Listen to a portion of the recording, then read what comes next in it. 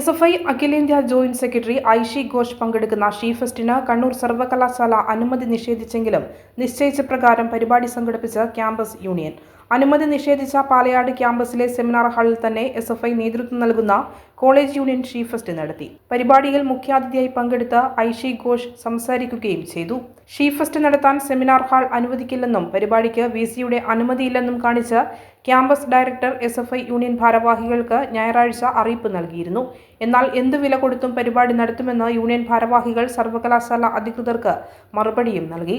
ജന്തർ മന്ദിറിൽ വിദ്യാർത്ഥി പ്രക്ഷോഭങ്ങൾക്ക് നേതൃത്വം നൽകിയ ഐഷി ഘോഷ് പങ്കെടുക്കുന്നു എന്ന ഒറ്റ കാരണത്താലാണ് പരിപാടിക്ക് അനുമതി നിഷേധിച്ചതെന്ന് SFI കണ്ണൂർ ജില്ലാ സെക്രട്ടറി പറഞ്ഞു. ഒരാഴ്ച നീണ്ടു നിൽക്കുന്ന ക്യാമ്പസ് കാർണിവലിന്റെ ഭാഗമായാണ് ഷീ ഫെസ്റ്റ് നിശ്ചയിച്ചിരുന്നത്. പരിപാടികൾ സംഘടിപ്പിക്കുന്നതിന് മുൻകൂട്ടി അനുവാദവും സർവകലാശാല അധികൃതരിൽ നിന്ന് വാങ്ങി. എന്നാൽ കഴിഞ്ഞ ദിവസമാണ് ഷീ ഫെസ്റ്റിന് അനുമതി നിഷേധിച്ചെന്ന അറിയിപ്പ് ലഭിച്ചത്.